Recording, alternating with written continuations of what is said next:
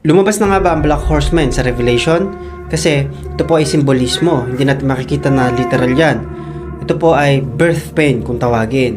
Kasi ramdam na ramdam po natin kahit mga mayayamang tao po yung pagtaas po ng presyo ng langis dahil po yan sa conflict. 4 na horsemen po talaga yan. Bawat isa po may simbolismo at sabi ng mga nag-aaral po sa huling panahon nararanasan natin itong Black Horseman. Meron po akong paliwanag po dyan, hanapin nyo po sa playlist. Black Horseman po may sinisimbolismo, may hawak siyang timbangan. Ang ibig sabihin pwede maging control po ang pagkain bago po dumating ang Panginoong Hesus. At ranas po natin yan kasi digmaan pa lang po ang nangyayari sa 2 bansa, 3 bansa, pero nakokontrol yung pagtaas po ng langis. At kapag kontrolado yung langis, pati transportation, mga pagkain, mga bilihin, apektado. Kaya nagkakaroon ng economic crisis.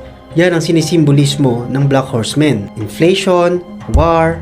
Kaya sabi ng iba, nagsisimula na yung birth pain na sinasabi ng Matthew chapter 24. At yung birth pain na yon, simula pa lang.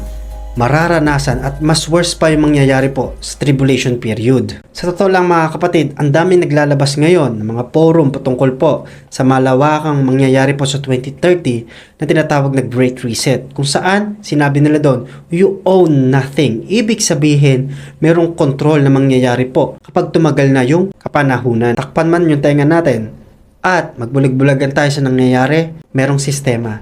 Konting kibot, kaya kontrolin po ang buong mundo. Yan yung tinatawag na global conflict, the mark of the beast. Kaya napapanahon, kung ito man ang nababalitaan natin ngayon, hinheads up na tayo ng Panginoong Hesukristo. Kailangan natin manumbalik sa totoong pananampalataya. Kasi anytime, pwede mag-rapture. Anytime, dumating ang Panginoong Hesukristo. Kasi nga, mas worse pa yung mangyayari. Kung ganito ang mundo, hindi dapat tayo mag-impok ng kayamanan dito. Mag-impok tayo ng kayamanan sa langit.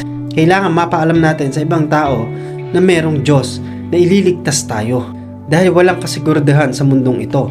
Tanging sigurado lang at safe place lang ay sa Panginoong Hesukristo. Kaya hanggang may panahon pa, ilapit natin ang gospel, ilapit natin ang true salvation na nagmumula sa Panginoong Hesukristo sa pamilya natin. Because the world is fallen, but remind yourself, our Lord Jesus Christ is faithful.